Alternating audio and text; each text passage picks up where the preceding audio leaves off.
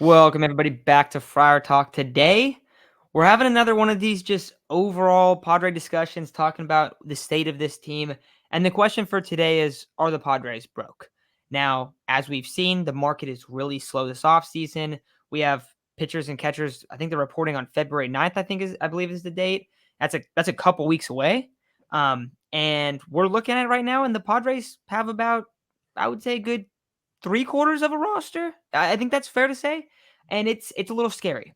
And you look at it, they've signed a couple relievers. They haven't spent any money. If anything, they've kind of cut more costs, honestly. And we know the state that they're in after Peter Seidler passing away, and it's a scary time. And a lot of MLB reporting has said, hey, the Padres don't have any money. They're broke. They're not going to be able to spend that much. They're going to cut payroll. And so far, that's what we've seen. That is what we've seen. I don't really know if we fully believed it at first. I don't know if a lot of Padre fans did because of fair skepticism of just MLB reporting on the Padres because they've been wrong a bunch, and they also just like seem to hate the Padres. Looking back at that Fernando Tatis being compared to Wander Franco, like just a lot of ridiculous stuff. So I think a lot of people are like, I don't trust Ken Rosenthal or people like that. But we're at the point now where it's pretty deep in the offseason and they have not signed anyone or been even really linked to a lot of players where it is concerning, where you're wondering like, okay, are they really like going to spend any money? Are they going to actually like try to be competitive this year? I think that's where we're at. Now, with all that said, to play devil's advocate to it, you can also go, well, guys, there's like a lot of players still available, which is 100% true. You have you have Blake Snell, the guy who won Cy Young last year, still sitting out there. You have a bunch of high-end names. You have a bunch of kind of middle-end names, and there are players at the positions the Padres need. So there are a bunch of names like that. Maybe in a couple weeks we're like, oh, hey, they signed a couple guys. They are trying to compete. We can see that. But right now, where do the Padres stand? Isaac, what do you think? Do you think they're broke, man? I was telling Matt this before we started. Normally, if your team has 25 million to spend, or around 25 million, it seems like, let's say 30, just for the sake of it, just because I hope it's 30. You're normally in a pretty decent spot. Normally, if you're one of the contending teams, you just need to sign one or two players with that 30 million, and you should be good to go. So if it were in that context, no, you wouldn't be that broke. Maybe you'd be, a little bit cash tied, cash strapped, but no, you wouldn't be broke. Well, the Padres need 4 or 5 players, and they only have that much to spend. In that context, they're broke. They don't have a lot of money to spend. And you look around the league, Joey Gallo just signed for 5 million. All right, well, James Paxton just signed for 11 million. 11 million for that guy. That's pretty insane. Sean Manaea signed for like 12. So in terms of the pitching market, it's expensive right now, and it's quite ridiculous why that it's so expensive. And from what we've seen, from what John Heyman has told us, Blake Snell's only gotten one offer. He got one offer from the Yankees, and that was for 30 million a year, 5 years, 150 million. Is he going to get more than that? I don't know. It doesn't seem like at this stage where pitchers and catchers report in about a month, less than a month, I don't know if he's going to get more than 30 million AAV. I mean, I hope he does, just because I am a fan of Blake Snell. But realistically, I don't even know if the Padres are going to be in on him, because he's going to be too much. That's our whole salary of what we have left. No, there's been a ton of lies, like Matt said. There's been a ton of things said about the Padres. Last year, it was the Padres have $25 million to spend. They spent $25 million just on Xander Bogaerts. And then they went out and got Carpenter, Nelson Cruz, Seth Lugo, Michael Wacha, yada, yada, yada, so on and so forth. So they actually ended up having quite a bit more money to spend than what we were told.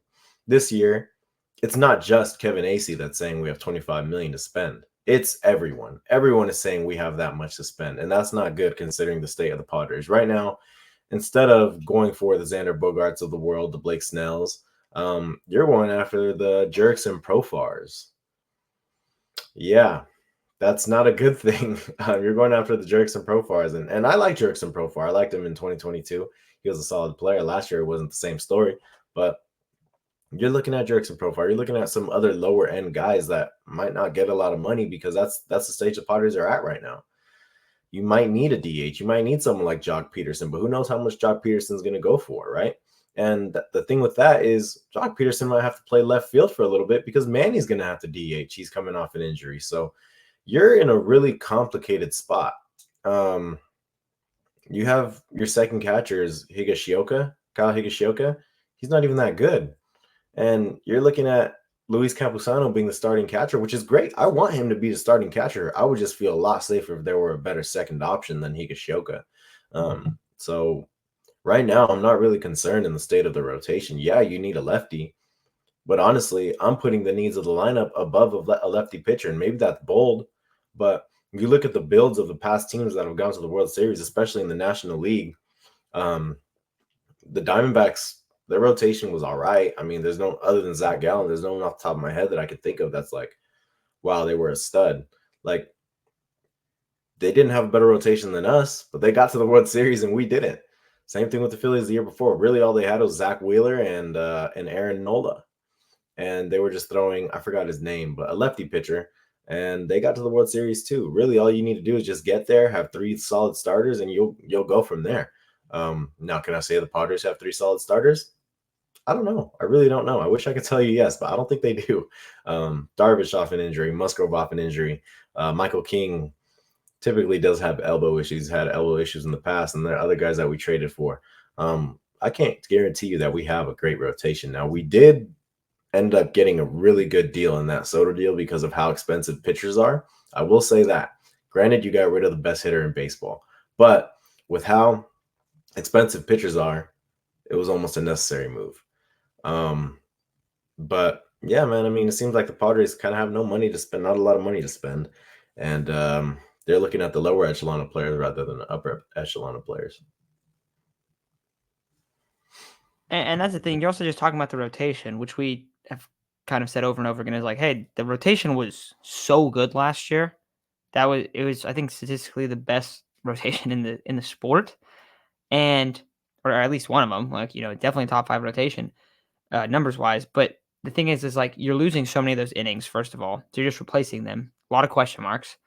But that's not even like the part where I think we should even be mostly concerned. It's more like, dude, we got one outfielder. I guess you could count Azokar too, right? Okay, we have Cronenworth at first base. Like we have guys that you don't want starting. Like you want as depth pieces starting. You don't have a DH. You don't have pop. Like it's last year the Padres' problem was like their offense wasn't good enough and it didn't live up to expectations whatsoever. And this year, at this point, they're rolling up. They're rolling into the season with what they have right now with a significantly worse offense. Like it's not even close. And I said this a while back, and like this is the part that scares me, but it's like, dude, what happens if they just suck?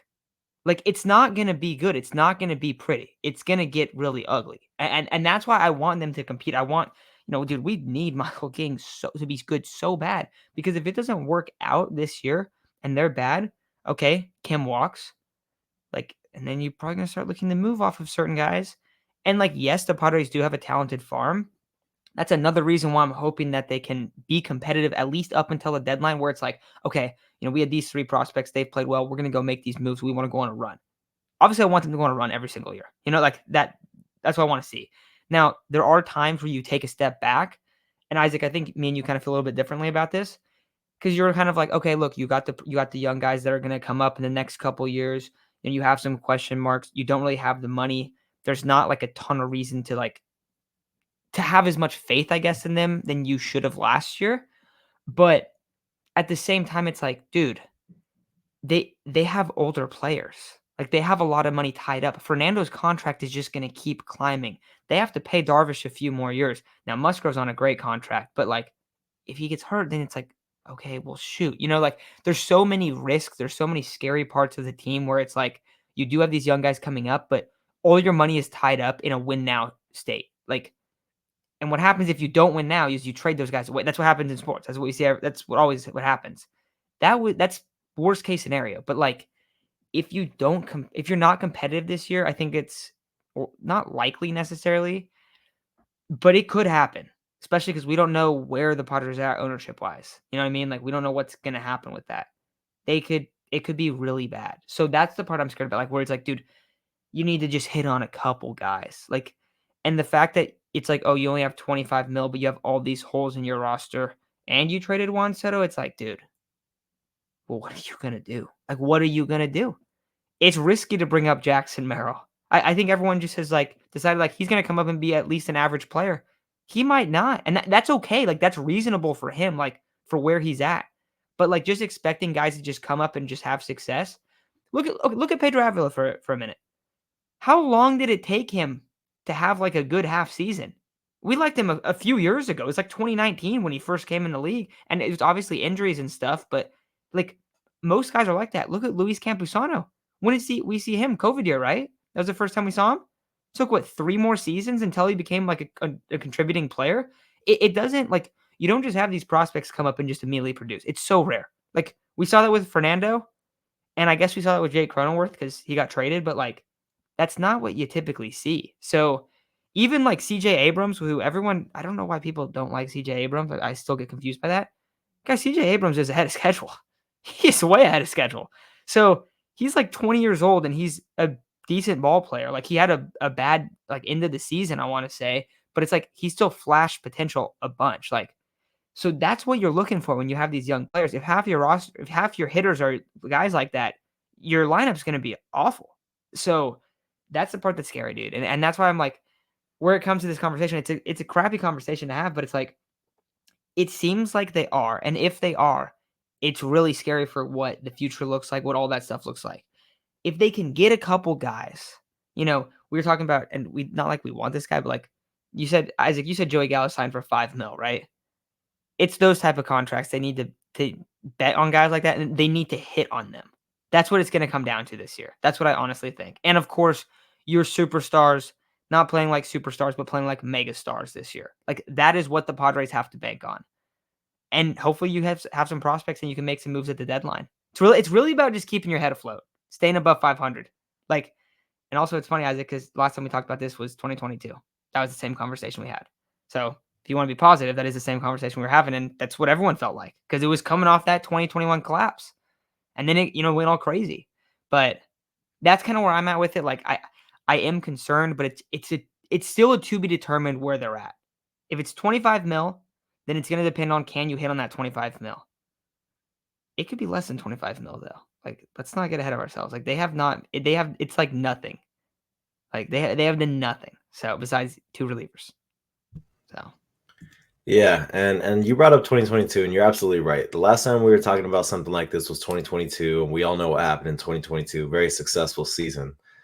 Now, not to be a Debbie Downer, counterpoint to 2022 was going into 2022, that rotation was nasty. Going into it, not ending it. Going into it, Darvish was great throughout the season. Sean Manaea was solid throughout the first half of the season. Mackenzie Gore was solid. Joe Musgrove was fantastic. Joe Musgrove was shut down.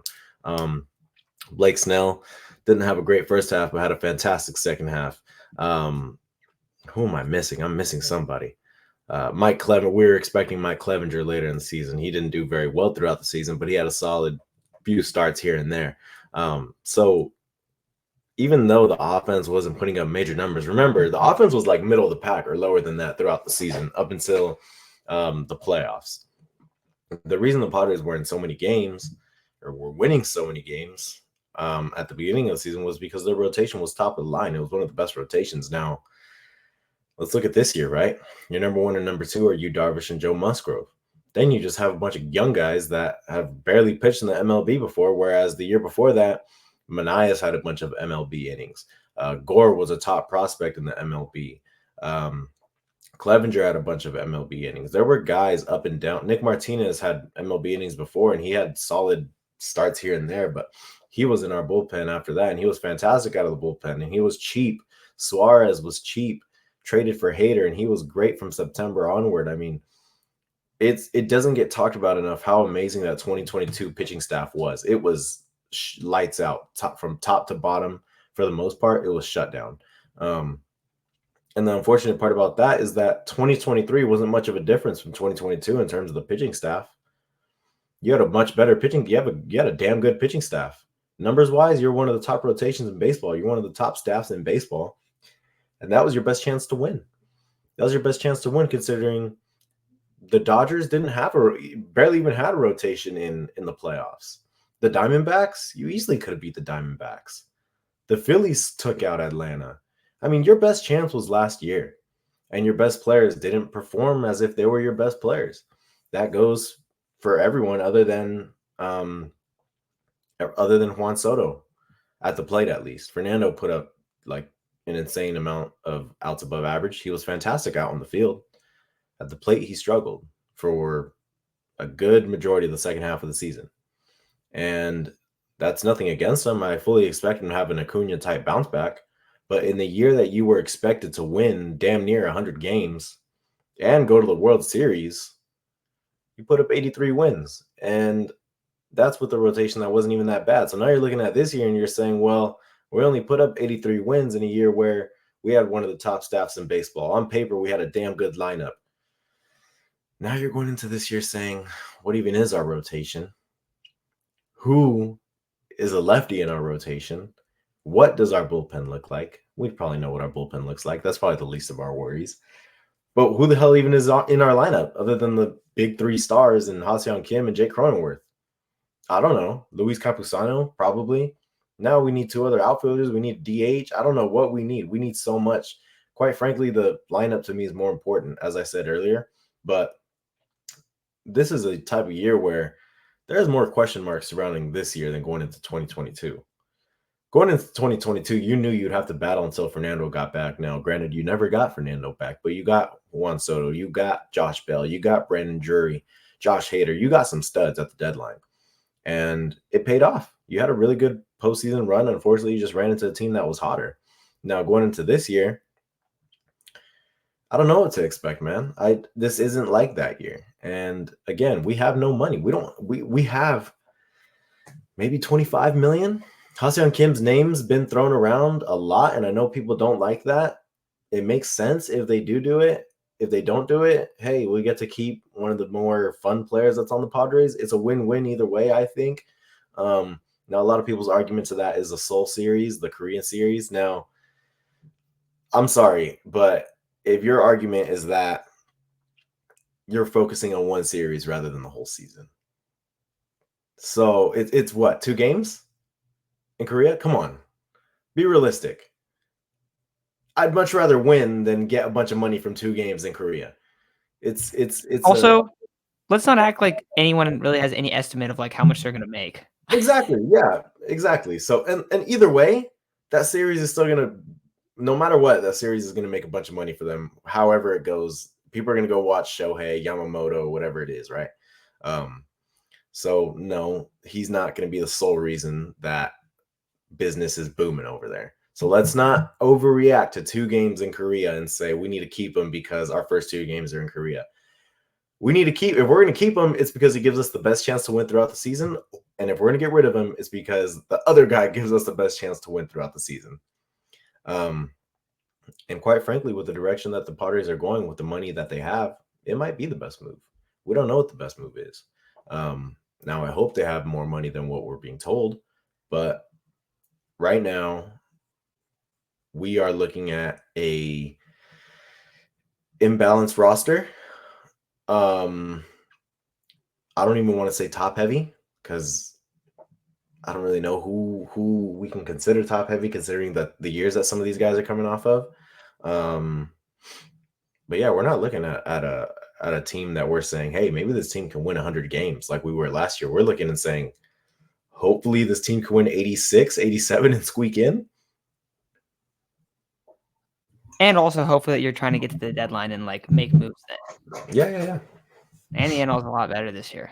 So yeah, I mean, maybe it sounds. I feel like maybe some people are gonna be like, "Oh, you guys are so pessimistic," but it's like, guys, let's be realistic here. Like that's what we're rooting for. So yeah, I think that's where we're at. We're gonna find out a lot. I was looking up the date. Actually, it's February 13th that pitchers and catchers report. That is 3 weeks from today. Exactly 3 weeks from today. So you got 21 days. Hopefully the market heats up. Hopefully we can get a lot of stuff out to you. If the Padres make any moves, we will definitely make a video at least that day, probably right at the time they make a move, like we've done in the past. But yeah, guys, I think that's it for today. We'll be talking about some other free agent stuff later this week, like throughout this week. But hopefully we start seeing a couple moves, and hopefully it's some guys where we're like, hey, this guy could really bounce back. We talked about was it James Paxton? He got signed by the Dodgers. That was a guy that we really liked. There's still other guys. There's Ryu. There's, I mean, we talked about Jock. We've talked about like Soler. We've talked about a lot of guys like that, like power bats too. But we'll see if any of them end up coming back. Who knows? Maybe some crazy happens and Blake Snell's like, you know what, I'm taking the not hometown, but I like it here, so I'm taking the discount. I don't think that's gonna happen, but never say never, I guess, right? So hopefully that's what goes down. I mean, that's what I'd like to see, but we'll see what ends up going down with all these moves. So thank you all for listening, and let us know if there's anything free agent wise that you want us to talk about, because we definitely will. So see y'all soon, and have a great rest of your day.